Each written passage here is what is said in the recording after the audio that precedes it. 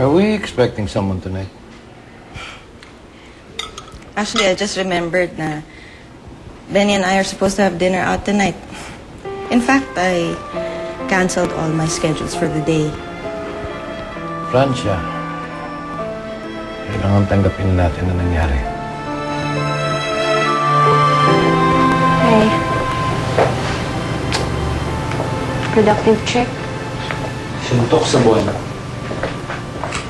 Eh, bakit mo pa tinutuloy? Hindi, sige, huwag mo na sagutin. Alam ko naman yung sagot dyan eh. Dying wish yan ni Benny. Hindi ko makapatawad yung sarili ko kapag hindi ko nahanap si Lisa ni Benny. Point well taken. Pero, teka lang. Kailan ka naman magiging good son? Give me a good mom. Hindi. Eric, seryoso ako. Kailangan na kailangan ka ng magulang mo ngayon. You do have a good father, di ba? Kaya nga babalik ako ng bahay. Ha? We have another son. Pinauwi ko na rin si Eric. Sa palagay mo ba makakatulong si Eric sa akin sa pag-uwi niya dito? Kailangan ko siyang makausap dahil kailangan na siyang pumasok sa kumpanya. As what? Official troublemaker? Wala na si Benny. Wala na tayong ibang maaasahan. This conversation ends here, Mateo. Hindi papasok si Eric sa kumpanya. At ayoko na napagsasabihan mo ko na wala na si Benny.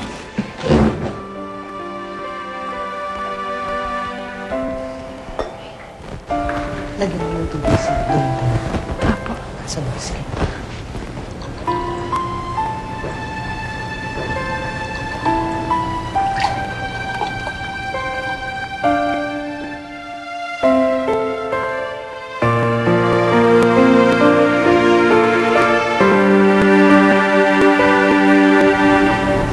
May kailangan pa po ba kayo?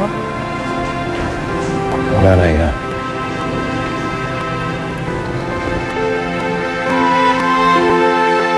Hindi, pinag-uusapan natin dito tungkol dun sa pagpasok mo bukas, diba, bilang replacement ni Benny. Wala ka man sinasabi sa akin na babalik ka. Paano tayo? Anong ibig mo sabihin? Anong ibig ko sabihin? Di ba ikaw na nagsabi na dapat dito ako, titira na ako dito? Ilang beses natin yung pinag-usapan, nakalimutan mo na?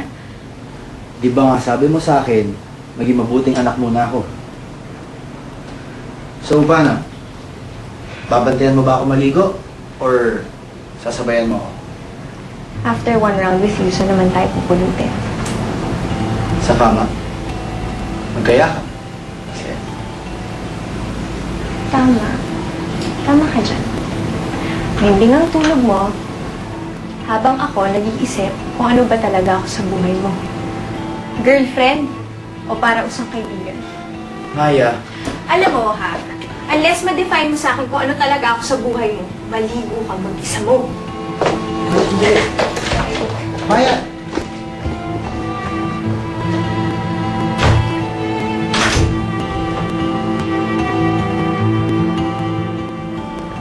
Bilisan nyo ang kain nang makapagligpit tayo ng maaga, makapahinga na.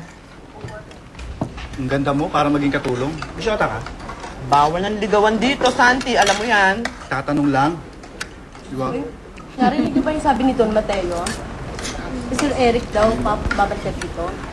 Ikaw po. Si Eric yung kapatid ni Sir Benny? Oo.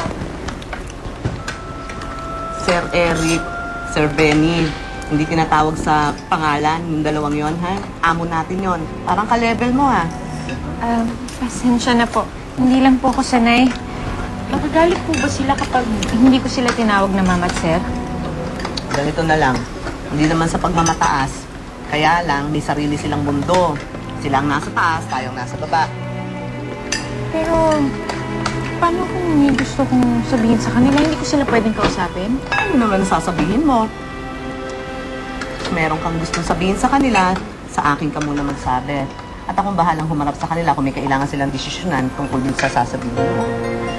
Sa bahay ng mga Balderrama, katulong ka lang, hindi mo sila kauri.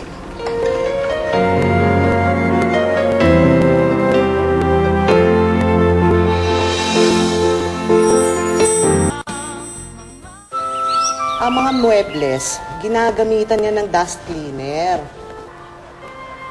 Ang basahan, ginagamit sa sahig. Tandaan mo, ang sahig lang. Opo. Ito mga silya, iangat mo, magaang lang yung mga yan. Wala ka naman sigurong sakit, hindi ka naman siguro buntis. Maalala ko nga pala, bawal magpadalaw dito ha, bawal magpapasok ng kung sino-sino, hindi mo ito bahay. Kung gusto mong magpagkita, pwede ka naman lumabas, Sabado pa lang ng hapon, day off na natin, para lang kapag may handaan. Okay ba? Opo. O, paano? Mukhang maayos ka naman maglinis, iwanan na kita. Pero pagkatapos mo dito, yung hagdan ka, huwag mong kalimutan linisin. Tandaan mo, hanggang sa huling baitang ka lang. Opo.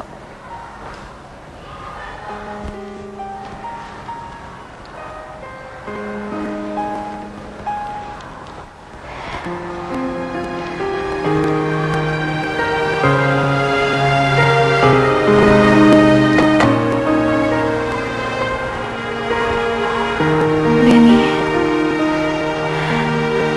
nangiliit ako dito sa bahay mo. Hindi ko alam kung paano ko sasabihin sa kanila lahat. Hindi ko alam kung matatanggap nila ako. Katulong na kanting nila sa akin. Ano bang pagsisilipa ang gusto mo? May mesa naman doon sa loob. Dito ka pa kumakain. Gusto mo, subuan pa kita. Inatansya ko lang yung katawan ko. Si Lisa. Wala. Lumayas. Hindi ka pa pinuntahan sa Maynila? Hindi pa siya bumabalik. Ano? Ang sabi niya sa akin, makikipaglibing lang siya doon sa kaibigan niya. Hindi pa siya nakakauwi. Nagkita nga kayo. Bakit? Hindi ba niya nasabi sa'yo na ang pinuntahan niyang libing ay nung lalaking nakabuntis sa kanya? Ang anak natin, buntis. Kung hindi mo kami iniwanan, nabantayan mo anak mo. Ayan ka na naman, Ising. Hindi mo alam to pinagdadaanan ko. Sino ba yung gagong lalaki na nakabuntis sa anak mo? Si Benny Valderrama, anak ng mga Valderrama dyan sa quarry. Oh, bakit? Bakit mo pinabayaan ang anak mo? Anong ginagawa mo?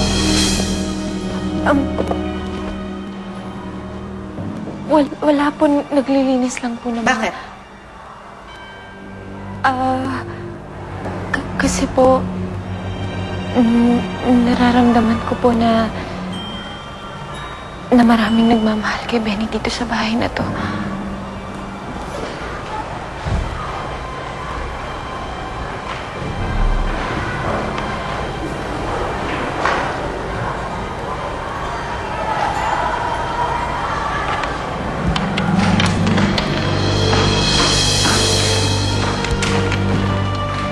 Senyora?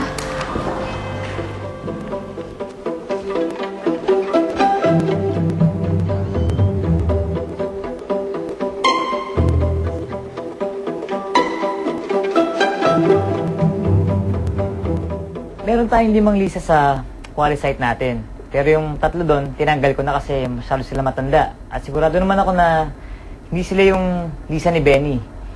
Yung isang Lisa, matagal nang lumipat dito. Yung Lisa sa MIS. Pero more than 5 years siyang wala dun eh. So, dead end ulit. Well, may isa pa.